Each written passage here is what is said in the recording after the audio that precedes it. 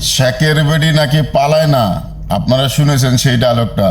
হ্যাঁ, সৈরাচারী শেখ হাসিনা সেই ডায়লগটা দিয়েছিলে, পালায় না। আর ওবায়দুল কাদের কি বলেছিল, আমরা পালাবো না, আমরা মির্জার ফখরুলের বাসায় উঠবো। ফখরুল কি আমাদের জায়গা দেবে? কিন্তু ফখরুল তো তাদের খুঁজতেছে বাসা জায়গা দেওয়ার জন্য, তারা নিখোঁজ হয়ে রয়েছে। তাহলে চলেন আমাদের নোয়াখালীর আপায় নোয়াখালীর বাসায় কি বলে আমরা ভিডিওটি শুনি। শোনার পর অবশ্যই শেয়ার দিবেন। নাকি হলায় না, এটা সেই ছিল আমাদের নোয়াখালীর বাসায় কি বলতেছেন, আসেন কথাগুলি শুনেন। আরে আল্লাহ না কইছেন আপনি শেখের বেডি, আর শেখের বেডি হলায় না, কই গেল? কোনে হলাইছেন? হলাইতে হলাইতে একেবারে এমন হলাইছেন পৃথিবীর ইতিহাসে নজিরবিহীন। নাটুস করে দেশে আসবে।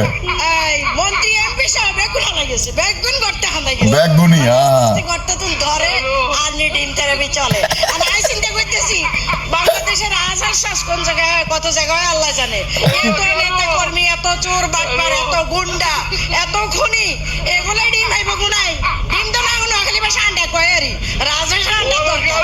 আর যদি কোন এলাকা থাকে তাহলে কোন তাড়াতাড়ি কোর্ট ফাড়ায় আর ওই যে রিমান্ড ফাড়ায় সাপ্লাই দেন আল্লাহ যেন ভালো করে থেরাপি দিতে পারে।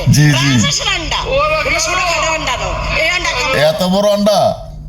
তো ভিডিওটি অবশ্যই সবাই শেয়ার দিবেন।